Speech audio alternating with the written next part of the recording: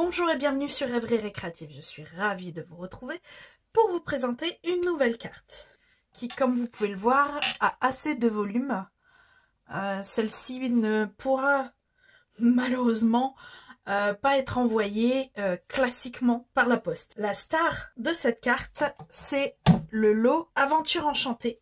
Donc vous avez un set de tampons et une perforatrice qui va avec. Et dans le catalogue Celebration, vous avez également, vous pouvez avoir gratuitement pour 70 € d'achat ce paquet de papier qui se coordonne avec. J'ai également utilisé, qui est également disponible dans le catalogue Celebration, cette perforatrice à bordure. J'ai également pris deux autres sets, mais ici de dies, donc les formes à la mode pour le cercle et zeste de bonheur pour le feuillage. Et pour les embellissements, j'ai utilisé les sequins autocollants éclatants. Je sais que ça fait beaucoup, mais si par exemple vous n'avez pas ce set là, un autre set où vous avez du feuillage, ça sera tout à fait bien. Ici c'est pareil, si vous n'avez pas ça, vous faites des chevrons sur les côtés au ciseau, ça sera tout aussi bien. Il n'y a qu'effectivement il vous faut absolument un set avec des ronds, ou alors une perforatrice également, ce qui peut être très bien. Donc si vous souhaitez réaliser cette carte avec moi en papier, il vous faudra une base de cartes en fraisier en fleurs ici qui fait comme d'habitude 21 sur 14 avec un pli à 10,5. Deux morceaux de papier design qui font 13,5 sur 10. Un autre qui lui fait 11 sur 11,5, pardon. Ou alors c'est 11,5. Oui, c'est ça. Pardon, c'est 11,5 sur 11. Il vous faudra un morceau de blanc simple qui fait 9 sur 12,5. Une bande qui fait 9 sur 1,5. Et des chutes de papier également en blanc simple et en grenouille guillerette. On va pouvoir commencer par les tamponnages. Donc on va garder la chute de blanc et le morceau qui fait 9 sur 1,5. Et on va prendre le pied de champignon comme ceci, celui qui est comme ça, le message qui est un monde enchanteur, ce chapeau-ci et celui-ci.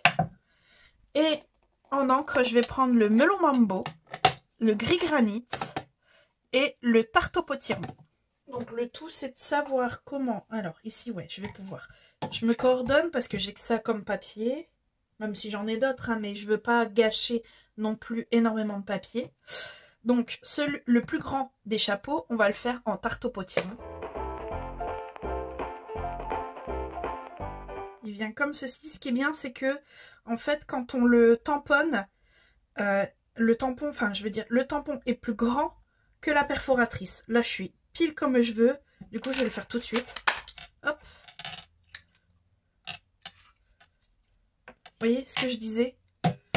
On voit qu'il y a un contour, ce qui est très bien, comme ça on est sûr de ne pas faire de mal perforer. On va faire celui-ci maintenant, et celui-ci sera en melon mambo. Et comme tout à l'heure, on va venir le mettre le plus correctement possible, comme ceci. Une fois que vous voyez que c'est bien comme vous le souhaitez, voilà, on va perforer. Et là, on va prendre le gris granit et tamponner les deux pieds. Alors ici,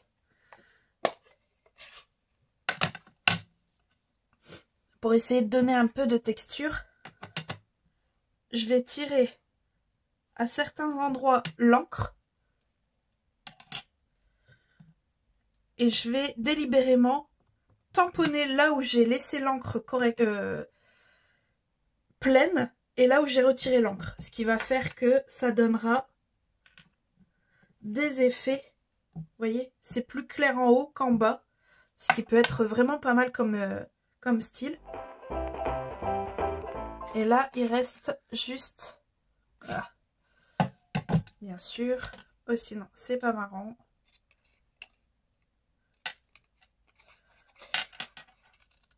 Hop.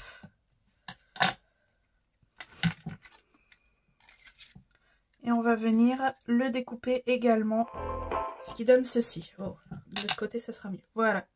Ce qui est vraiment pas mal. Ça va donne vraiment un effet dessus. Et là, on va faire alors là, il n'y a pas la perforatrice qui va avec.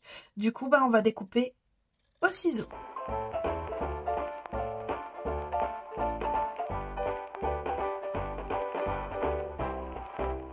Alors, pour ce qui est des champignons, c'est bon. On a fait ce qu'il fallait pour avoir tous nos éléments. Il nous reste notre message ici. Et ici, je vais le mettre en tarte au potiron. Alors ici, je vais prendre celui-ci, celui où il est festonné. Et je vais le passer dedans, à droite et à gauche. Donc voilà, avec ça, on a fini notre partie tamponnage. On va passer à la partie découpe. Mais avant ça, je vais reprendre mon morceau qui fait 11,5 sur 11. Et je vais venir en fait de chaque côté faire une marque ici et ici à 1.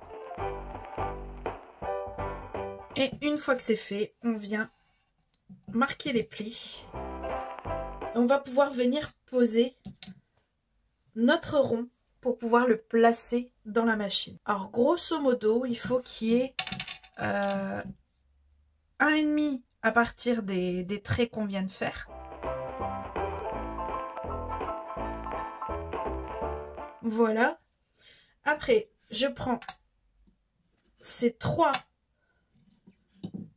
découpes qui viennent de notre set Zeste de Bonheur et je vais les découper dans le grenouille guillerette. Alors celui-ci et celui-ci, donc le double et le plus grand, sont à découper une seule fois. Le plus petit, c'est à découper 2 fois. Bon, comme j'ai déjà mes découpes de fête pour ceux-là, je vais les mettre sur le côté. Il me restera plus que les 2 ici à faire. Donc je fais tout ça et on se retrouve tout de suite après.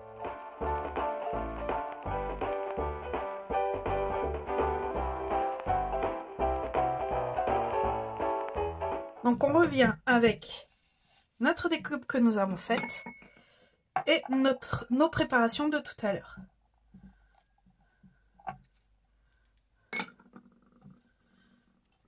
Alors ici, le plus grand chapeau va avec le plus grand pied, comme vous devez l'imaginer, et donc le plus petit avec le plus petit. On va déjà coller ça. Alors une fois que c'est fait,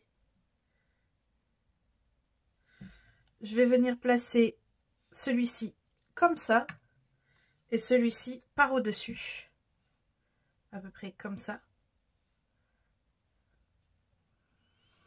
Et je vais venir placer celui à 2 feuilles, pardon, à 2 branches ici, ainsi que ceux à 1 feuille, les plus petites, 1 et 2. Et celui-ci ira à l'arrière, comme ceci à peu près. Je colle tout ça et on se retrouve tout de suite après.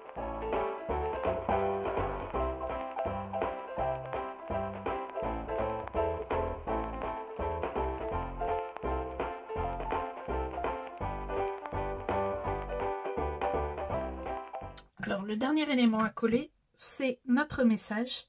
Et on va laisser à peu près comme ça, qu'on puisse voir en fait le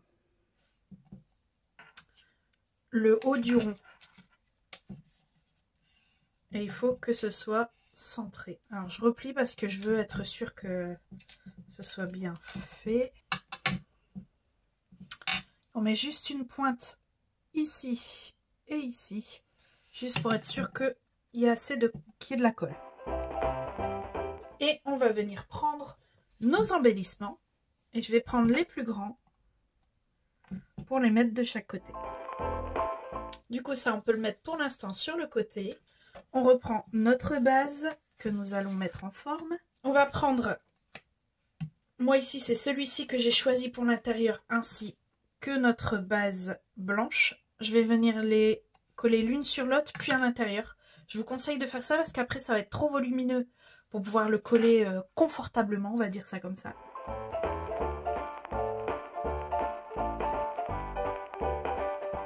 Et on va venir y mettre également notre fond qui ici sera celui-ci. Et on va prendre règle critérium. Et ici on va mettre, ici j'avais mis 1 cm. Je vais remettre 1 cm puisque en fait la courbe est forte effectivement. Mais j'ai enlevé 1 cm du papier design qui vient faire la courbe.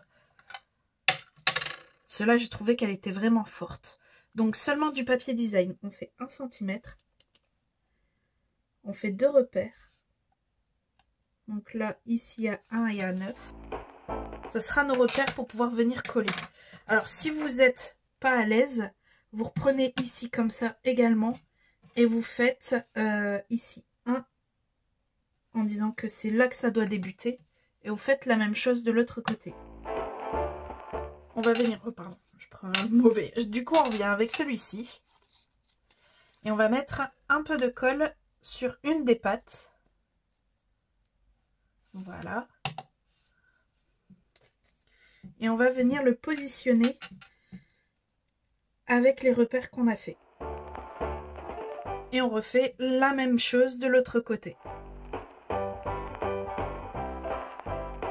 Et on a notre carte de terminée. Alors j'ai bien aimé vous proposer cette carte qui donnait du volume à celle-ci. Surtout que quand on voit qu'on a tout posé à plat et que quand on vient poser notre papier design sur la carte, tout se met en volume tout seul. Moi j'aime bien, ça donne du reflet, ça donne du volume. Et rien qu'avec de la colle et mettant en volume seulement notre papier design, on a encore plus de volume. C'est ça que j'aimais bien avec cette carte. C'est pour ça que je me suis dit que ce serait pas mal de vous la proposer. Et j'avoue, ce set ne m'attirait pas vraiment au début. Ça fait vraiment champignon hallucinogène. On peut pas dire autrement. Mais avec ce genre de carte en volume et tout ça, ça rend un petit quelque chose qui fait que... pour finir, ouais, j'aime bien ce set. J'espère que vous aussi vous l'avez aimé. J'espère que vous aussi vous l'aimez. Si c'est le cas, n'hésitez pas, mettez un petit pouce ou un commentaire. Et moi, il ne me reste plus qu'à vous dire à très bientôt pour de nouvelles Odyssées Scrap. Bye!